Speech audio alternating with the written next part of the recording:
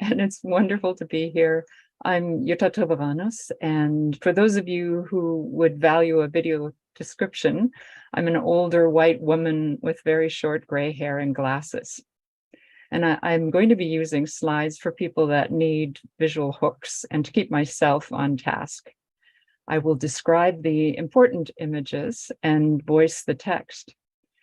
And I want to start today by saying I love this community gathered here. I've always felt that interest in the accessibility field is a great filter for the most wonderful people. I also have an unwavering belief in the good intentions of people engaged in accessibility.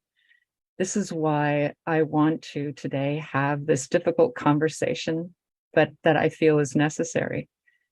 It's easy to criticize. It's easy to seem clever when you criticize. It is harder to recognize the value of constructive critique and to use it to rethink strategy and recalibrate. I want to engage us in this type of difficult self-criticism. Self-critique is an important but tricky thing, especially when a movement is already facing a great deal of opposition.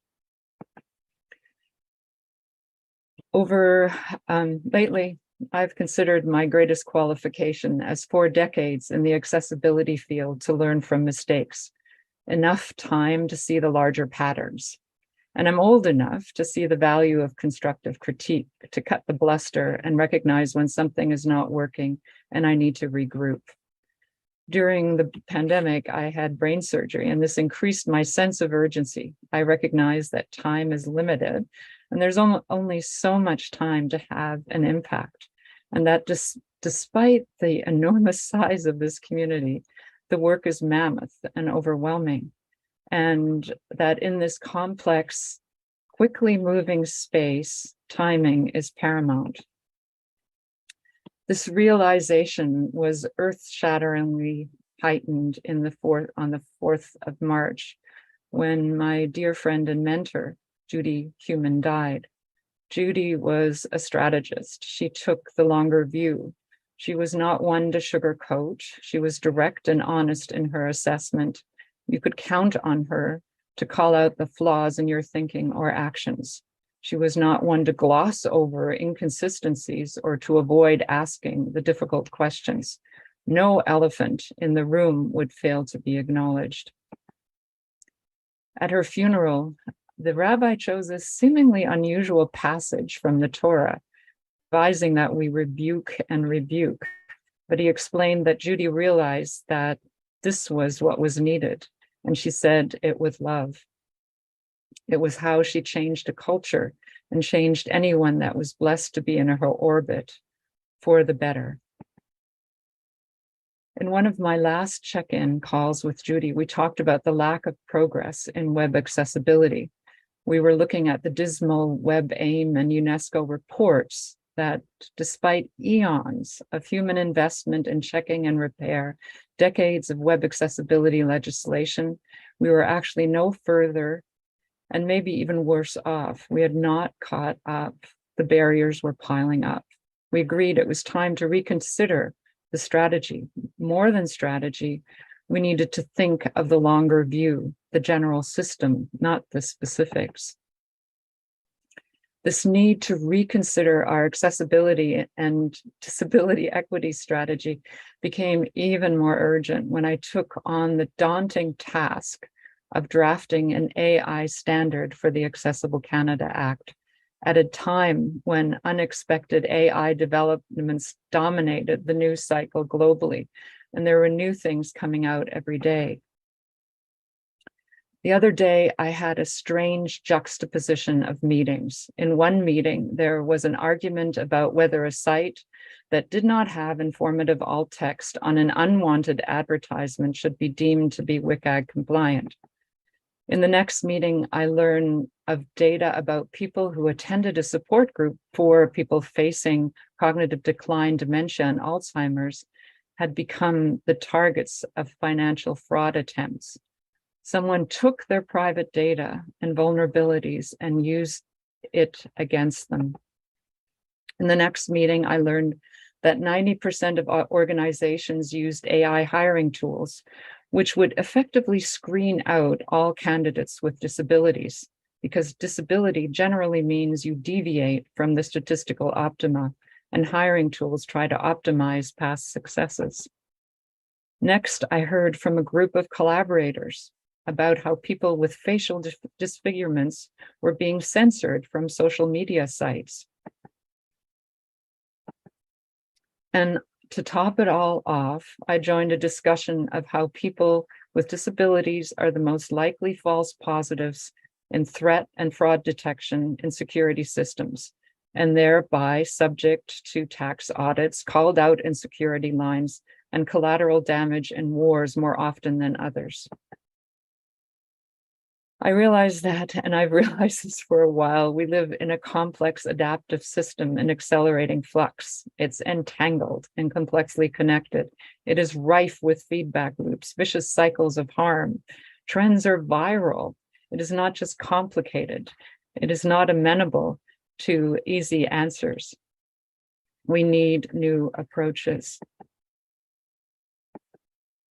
So I've been thinking about this concept of cobra effects, those unintended consequences of oversimplistic solutions to complex problems, linear thinking, or thinking the problems are monocausal, that we can engineer a solution, that a path out of a complex, entangled, changing terrain is straightforward, not considering all of the things that might happen, using simplistic metrics and relying on the quantifiable to measure our success. The name Cobra comes from an anecdote. The story goes that the British thought that they could rid Delhi of cobras by placing a bounty on dead cobras. This created an incentive for breeding cobras. They thought their program was a success because of the number of cobras brought in. When the bounty was canceled, the breeders released the cobras, increasing the cobra population. What metrics and measures will we be fooled by? We believe in good intentions and the power of expecting, or I do anyways, people to do the right thing. That's usually my nature. I've watched, however, as friendship becomes Facebook, sharing becomes Uber, tracking our progress becomes surveillance, and free becomes a data grab. So I want to ask, what are the patterns to avoid? I've also been thinking about the dilemma of hill climbing. I borrow it from complexity theory. Think of our quest of accessibility or even survival of our human race as a complex terrain in flux, navigating that. There are many hills and valleys, and the place we want to go for equity and accessibility is a global optimum, the highest, most generous hill. Instead, we're climbing a small, spiky local hill or optima. We think we have a winning formula or best practice, and we just need to do it more accurately, efficiently, and consistently, when what we should actually do is climb down from our local hill and listen to the diverse people at the bottom to find the global optima. What is the local spiky hill we are climbing? The world is complex and entangled. I've experienced the traps and harms of best practices, of formulaic replication of winning formula. Where there are winners, there are also losers. People who are powerless and in the minority are usually the losers. While people with disabilities have the most to gain from innovative changes, they're also most vulnerable to the risks. My late friend, Ursula Franklin, taught me that when I think about accessible technology, I should remember that technology involves organizations, procedures, symbols, new words, equations, and most of all, a mindset. So the most critical intervention point is the mindset. I'm not naturally a cynic. You could say I'm an easy mark. My inclination is to trust. Sometimes, though, I need to step out of my natural inclinations and think of this from a foreign perspective to find the traps and risks to avoid. I want to learn from mistakes. We have made many in web accessibility. One exercise I use lately is to see how we have played into a Machiavellian playbook. What if Machiavelli didn't want web accessibility to succeed, but he wanted to appear to be in support for PR purposes. What would he do? What would his playbook look like? He would likely throw his all behind a strategy that was almost impossible. One of those possibilities is to focus on web content accessibility guidelines and require compliance by every author, require that everyone understand difficult technical requirements that were often very difficult to achieve, and assume that every person that was going to produce web content would be motivated to do this, and keep people from focusing on embedding accessibility into authoring and development tools, or accessibility features in browsers, which would mean compliance by only a few companies that produce those tools and might actually prevent barriers from happening in the first place. He would likely prevent you from focusing on authoring tools, because authoring tool guidelines also required that people with disabilities be able to author content, not only be the consumers of content, but also the producers. That would mean that they would demand that authoring tools support the prevention of access barriers, and they would permeate the culture of web development. To reinforce this focus on web content guidelines, he would entrench them in law. After all, laws require consistent, static, testable criteria. The deviousness of this is that people with disabilities are the most diverse and variable and require different things. Most of the important things are not easily tested. The laws are slow. Technology development is accelerating. This means it will be pitted against innovation, because WCAG has so many technical requirements. It puts focus on understanding the technical requirements rather than the spirit of the law. Rather than considering what would make it possible for people with disabilities to access, use, and even enjoy a site, focuses on checking the boxes. Rather than changing mindsets and creating a culture of inclusion, you create a culture of risk assessment. To avert a mindset change, you would promote techno-solutionism, the myth of a fix, so the problem can be dismissed, formulaic test irrespective of the context or the goal, an industry, a profession, a department that you can relegate the task of accessibility to. Certification of compliance, so organizations think they don't need to do anything further. They have earned the certificate. If anyone's not satisfied, for whom things don't work, the problem must be their fault. Promote the notion that things can be fully accessible, rather than understanding that accessibility is actually a continuous thing like washing the dishes. Set completion dates as though accessibility can be completed. And the most devious strategy would be to grow an industry dependent on the problem. They would help to increase the technical complexity of the criteria, ensuring that their technical expertise was needed.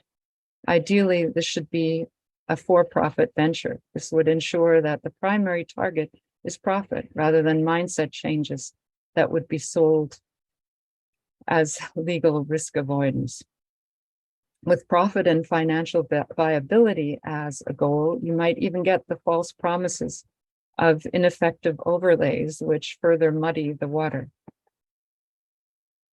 And he would likely throw in some favoritism and competition, majority rules processes to arrive at what should be included in the formula, cause divisiveness and fragmentation among the disability community by making sure that underrepresented groups were excluded, create an internal power hierarchy in the field, and justify this as a meritocracy. And as the field matures, the checking and testing of WCAG would be fully conflated with the original goal of accessibility. People would be so engrossed in promoting, defending WCAG that they would ignore emerging issues. New risks and knowledge needed to prevent these new barriers would be obfuscated. Now, I know this is a harsh playbook, and I, of course, have participated in all of this. And one of the things I do to ward off Machiavelli and the harshness is I go back to my origin story. How and why did I get into the field? As the oldest child in a large immigrant family trying unsuccessfully to integrate into a fairly xenophobic small community, my best friend was someone with cerebral palsy. I was heartbroken when his family sent him to a horror house of a residential school and broke contact with him. I forced my parents to take me there to see him so I could tell him and the other kids caught in this situation through no fault of their own that I see you, I respect you, I value you, and I will work to change mindsets. And so I find it critically important to avoid that playbook.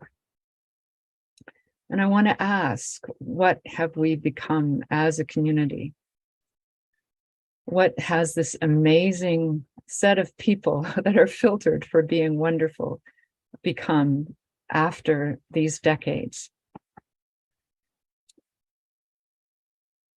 This conference shows that we have definitely become a thriving industry, a respectful and respected profession. But are we motivated by profit? Do we promote remediation rather than prevention? Do we develop proprietary expertise? Are we protecting the dependence on experts on us by making it more complex all the time? Or have we become a political club, a pseudo-religious movement of sorts with dogmatic rituals, believers and non-believers, the woke, the unwoke, insider language? Have we lost the ability to self-critique because it will be seen as rooting for the other side, the sign of a traitor? Or are we engaging in ethics washing, offering inspiration porn, tokenism, and unsustainable good news stories to powerful companies that need a PR boost in exchange for attention? How do we avoid these past patterns, and how do I avoid them as I embark upon trying to give guidance regarding the next issue? So I go back to what have I learned in these 4 decades of making mistakes? I've learned that the harm that statistical reasoning can do, what happens when we use data to predict, as automated decisions are doing, but we have done for centuries before AI emerged. If we take all the needs of a given population and plot them on a multivariate scatter plot, you get a normal distribution, or what I call a human starburst, where 80% of the needs are clustered around 20% of the middle of the star, and the remaining 20% are taking up 80% of the rest out to the jagged edge. In any normal distribution, someone with a disability is an outlier. The only common data characteristic of disability is difference from the average or norm. People with disabilities are also more diverse from each other than people without disabilities. Data points in the middle are close together, meaning they are more alike. Data points at the periphery are further apart, meaning they are more different from each other. Data regarding people living with disabilities are spread the furthest. And what the pattern that we find is that most designs out there work for people who have needs in the middle, are difficult as you move from the middle, and don't work when you get out to the outer edge. And we also, as a result of this pattern, any statistically determined prediction is highly accurate in the middle, inaccurate as you move from the middle, and wrong as you get to the edge. And here I'm not talking about AI's, sorry, my slides are moving by themselves, okay. About AI's ability to recognize and translate things that are average or typical, like typical speech or text, or from one typical language to another, or to label typical objects in an environment, or to find the path that most people are taking from one place to another. But even there, if your speech is not average or the environment you are in is not typical, the statistical reasoning fails. And Here I have a very, very complex slide, but for expediency of time, I'm going to summarize it, and it's available in the slide deck. But what I want to show here is that we have this pattern of disparity where the individuals in the middle, whether are getting better and better, the situation, whether it's design, products, knowledge, education, work, even democratic decisions, are biased towards them. And if you find your needs out at that outer edge, all of those things are biased against you. And the issue that I have to tackle is that AI amplifies, accelerates, and automates this fundamental pattern. And it does it more efficiently, effectively, and accurately. And unfortunately, it also seems to exonerate us of responsibility. The tools are built to be biased against difference. Disability is difference, different ways of doing the job, different digital traces, different work and education history, different social media topics, an entangled profile of differences. And as AI gets better or more accurate in its identification of the optima, AI gets more discriminatory and better at eliminating applicants that don't match the optima in some way. The assumptions these AI tools are built upon are that scaling and replicating past successes will bring about future success. Optimizing data characteristics associated with past successes increases future successes. The data characteristics that determine success need not be specified or known to the operators of the AI, and the AI cannot articulate the highly diffuse and possibly adaptive reasons behind the choices it makes. Current AI systems cannot explain themselves or their choices. And how many of you have experienced tools like Microsoft Viva or similar tools that purports to help you be more efficient and productive by analyzing your work habits? These surveillance systems produce more and more granular data about you, providing intelligence about the details of average optimal employees, optimal students. And that makes more ways to be different and to be discriminated against. Unfortunately, in looking at the playbook that has happened and that Machiavelli might have thought of for accessibility and web accessibility, I'm seeing some of the same plays from that old playbook here, where we are growing an AI audit industry that certifies AI as ethical. But because we are distracted, these audits don't include the harm of statistical reasoning that people with disabilities, and especially people who happen to be outliers in the data set, are most vulnerable to. We see the inspirational stories of how AI helps people with disabilities use to justify its deployment, as though all uses of AI are the same. So people who are outliers are stranded at the edges or falling through the cracks. The irony is that it is out at those edges that we find the greatest innovation and the earliest weak signals of threats to come. And that is why we are adopting so many AI systems. But worst of all, this is happening. This emerging harm is happening while social Darwinism seems to be having a revival.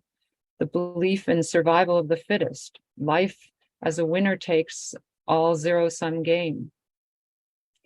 And as part of the techno-triumphalism of AI, innovation leaders are proposing that we need to not worry about disability because AI and advanced technologies will eliminate disabilities.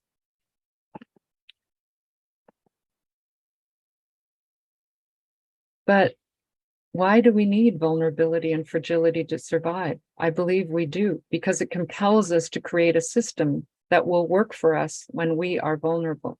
It helps us to survive the next storm. Perfect monocultures won't survive. Social Darwinism will leave us without adaptive choices or safety nets. When our processes are guided by individuals who have lived experience of struggle and adversity, our systems will function in times of struggle and adversity. So it is in fact not a good idea to not worry about disability. And I've learned to appreciate the value of the imperfect, impermanent, and incomplete. The imperfect invites participation. The impermanent invites continuous improvement. And the incomplete invites contributions from a huge number of people. I know that there is no winning solution, that we need to iterate to the edge and continuously ask, who are we missing? We call this, within inclusive design, the virtuous tornado, iterating out to the edge to create a system that will work for more and more individuals and give more and more choices. And I've also taken Audre Lorde's saying to heart and tried to detect when I'm using the same tools that got us here in the first place. The master's tools will never dismantle the master's house. But we tend to still equate evidence with majority, repeatability, and probability, when if you're not like the average, probability is wrong. We continue to equate impact with a single measure for a large homogeneous number. We're heterogeneous and need different measures. So how do I avoid the cobras? How do we stop hill climbing the wrong hill? My plan so far in trying to address the very, very difficult issue of coming up with a standard for AI for the Accessible Canada Act is multifold. And I've tried to learn from the issues of the past. So my first strategy is that I'm going to focus on making sure that people with disabilities are designers, developers, refiners, evaluators, implementers, and not just consumers of AI tools. And this hopefully will mean that we can participate in the culture and we can participate in steering the direction of this new field. My next strategy is that I will, in my quest for ensuring that people with disabilities are treated equitably in decisions about them as subjects of AI automated decision-making, that this includes preventing the harm of statistical reasoning. Of course, this is a huge challenge because AI is all about statistical reasoning. That's how the tools are trained. They're trained on the average, the typical, the patterns of the past that are statistically determined. And the predictions they make of the future are based upon those statistics. So how do we ensure that that statistical reasoning, which is very, very antithetical to the needs of people with disabilities, are not going to be used to harm people with disabilities? Many people say the genie is out of the box, or out of the bottle. So how do we actually push against that? Can we prevent certain things? Can we say, here's a line and we shall go no further? That's part of the challenge here and the conundrum that I'm experiencing. How do we steer, perhaps, instead of trying to prevent?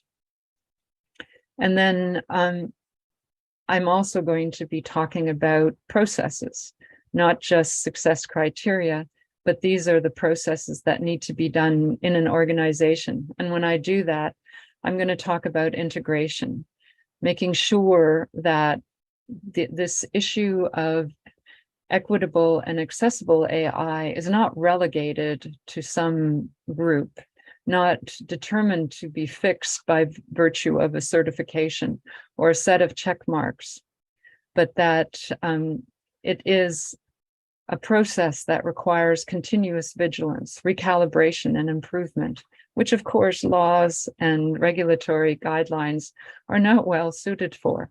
So that requires that I actually rethink the design of these regulatory instruments.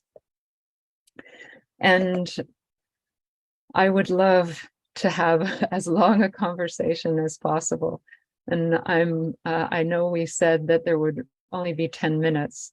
I have much more to say, but I like to have an even longer discussion. And I want to ask, how can this amazing community that we have gathered here, this wonderful group of people who have been filtered for their good intentions, help to avert this even bigger threat? And I want to turn it over to a discussion.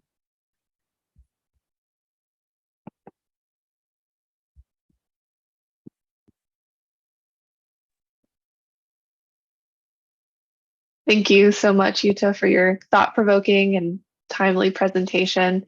If you have thoughts about Yuta's question, please put that in the chat or the Q&A. And in the meantime, Yuta, are you ready for some questions? I am definitely ready for some questions. I'm also ready to explain even further. Yeah, but I welcome questions. I would like this. I would really love to have a bi-directional conversation. Wonderful. Well, I invite our audience members today to continue to put your thoughts in the chat and the Q&A so we can do that. So our first question here is, are you seeing progress in inclusive design becoming more prevalent as a major or a topic of study in higher ed? What do you think we can do to help increase the number of people who know or understand the value of accessibility? Oh, what a wonderful question. Thank you, Grace. And yes, I mean, you've hit upon a strategy that I think we need to focus more on, and that is the systemic change. We need to think about this in a system, not the sort of immediate smaller issues that are right in front of us. And one really great way to do that is through education. And I think it's needs to happen even earlier than higher ed. I think we need to start at the even before kids are socialized to think that the average is the right way to go, that there is a majority way of thinking, that the best way for innovation is through competition, that you look for the easy fixes, the quick wins, that you can categorize people into these categories and make assumptions about the categories. All of those are things that we learn even before we reach higher ed. And one of the strategies that I use in the graduate program that I launched, the first thing we do is called unlearning. And I find that it takes a lot of unlearning to get rid of those now assumed habitual notions that we have been socialized with and that we've integrated into our thinking. I'm subject to them as well. I mean, how often do we say normal, average, typical? How often do we depend upon competition rather than collaboration to move forward? And the really unfortunate thing, of course, is that higher ed and education creates a student that is supposed to be standardized. A lot of our processes, our educational processes, whether it's how we grade, how we mark, how we review, what we consider to be cheating, is all focused on standardizing and ranking students on the same scale. That's such a misguided thing when we know that AI is going to automate anything that is formulaic, that it can do things that are standardized. And so in a sense, we're preparing our students for a collision course with AI. We're not really thinking very well about what their lives will look like. I encourage my students to differentiate themselves, find out how they are uniquely themselves, and figure out how they can weave that together with all the strengths of their peers, how they can collectively become much greater than the pieces, or the individual contributions. So yes, I think that integrating accessibility and the values that undergird accessibility should be part of education. But I also think that before we integrate them into education, we need to continuously think about how we're framing accessibility and make sure that accessibility isn't adding to the issues, that we're not getting caught in those Cobra effects, that we're not teaching things that will likely, possibly, given if we're thinking of it as monocausal, as a simple formula, here's a checklist, here's the simple things you need to think about, that we're not actually adding to the problem, not preparing the students to recognize all of the issues that might arise as the world changes. Giving the assurance that we can complete something, that there's that certification is actually, or that that something can be certified and then dismissed or celebrated without watching for the next harm or issue that will arise. So that was a very long answer to that question, but that is a wonderful question. How do we do that? That's one of the things that I've been asking myself. Thank you. So much to consider. Just to give you a sense of what some of our folks in the audience are saying, Tanya says, the most important thing is that AI and the organizations behind it cannot, unfortunately, be trusted to self-regulate. We need external, impartial, and inclusive regulatory bodies. I completely agree. And I think one of the things we've been doing is apparently there are now over 1,000 guidance and regulatory documents, according to OECD, regarding AI. So there is a burgeoning awareness of, oh my goodness, where are we going? What's happening here? But unfortunately, in looking through all of them, there's very little guidance about what we do to prevent bias and harm to people with disabilities. In fact, one of the primary mentions of disability is often just look at these wonderful things that you can do with AI. And so in the AI conversation, disability is less used to say, whoa, look at these harms, and more used to say, well, you shouldn't prevent the use of AI because then you will be hurting all of the people that are benefiting from AI that have disabilities. So I completely agree. We need oversight. We need to, though, think about how we structure that oversight. We can't assume that we can create one set of requirements and that they will last for the length of time that regulations often last. I mean, think about how often WCAG was updated in an environment where things were moving so quickly. This is moving even more quickly. The rate of change is accelerating. So how do we create a legal instrument that is going to continuously update and continuously keep up with all of the unexpected things that emerge? And that's one of the dilemmas that I've been trying to think about with my team. Thank you. How could those of us working in the auditing industry help shift things to prevention?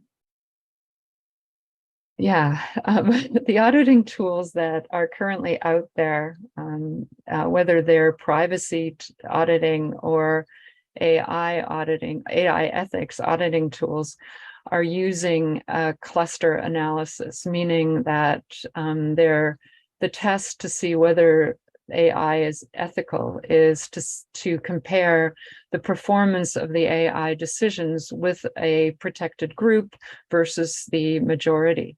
And the unfortunate thing about disability is there isn't really a cluster, and many people with disabilities don't self-identify.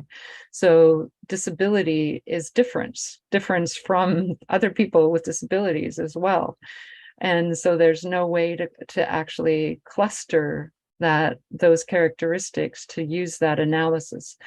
So the AI auditing at the moment is really great for determining whether there's gender bias or racial bias or language bias or sexual bias, but it isn't, or bias because of sex, but it isn't really great at detecting whether the statistical bias is happening and the impact on people with disabilities.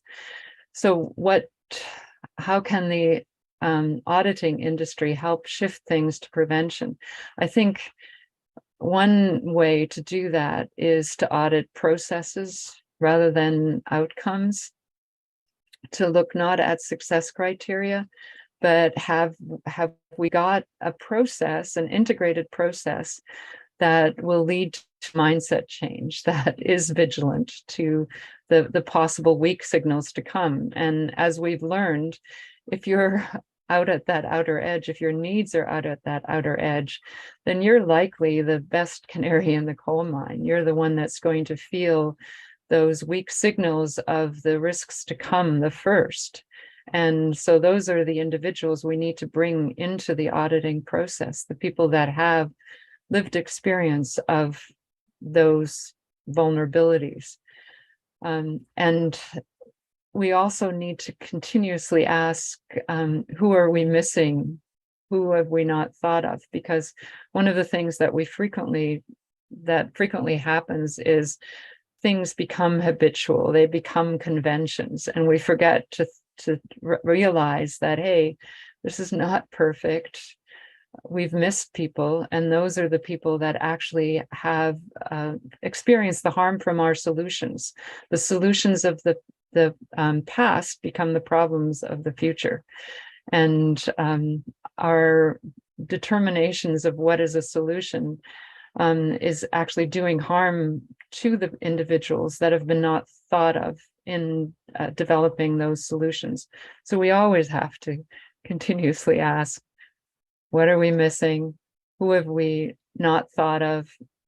What has this current change, this shift in our very, very complex landscape done to make the solution, things that we thought were solutions, actually the problems of today?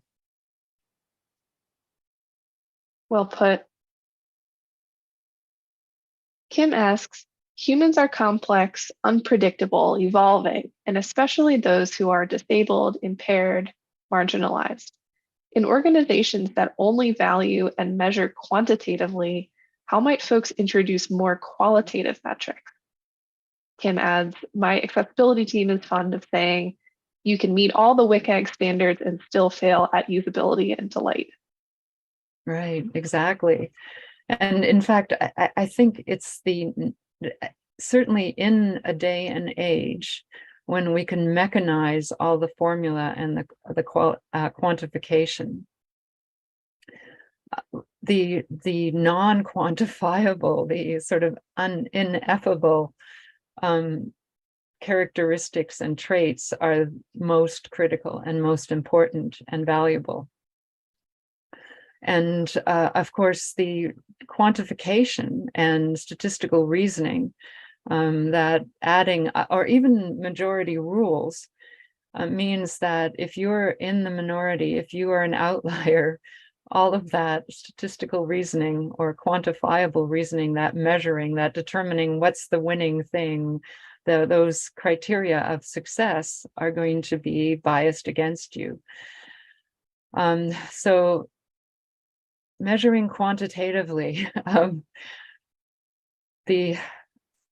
are actually doing harm. I mean, statistical reasoning does harm. Determining that success can be measured, that the largest numbers are the indicators of what is most successful, is doing harm to people who are not part of those large measures or who are not like those large measures. So I think we do need a campaign to say, hey, leave the quantifiable stuff, the mechanizable stuff to the machines, and let's start focusing on those exceptions. Start with bottom-up determination of what is important, community-driven, not derived by all of that data from what was successful in the past. I mean, the past was not very nice to people with disabilities. It was not very nice to people who have intersectional barriers. We do not want to amplify, automate, and that past.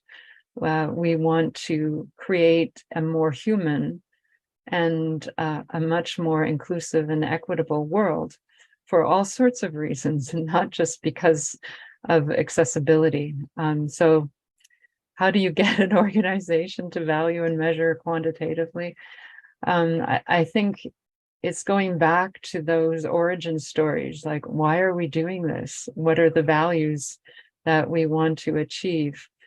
And then pointing out the values that in fact are the most critical, the most important. One tool that we use in inclusive design is the grandparent toddler conversation. If any of you have toddlers, that you probably know that they're quite they're hugely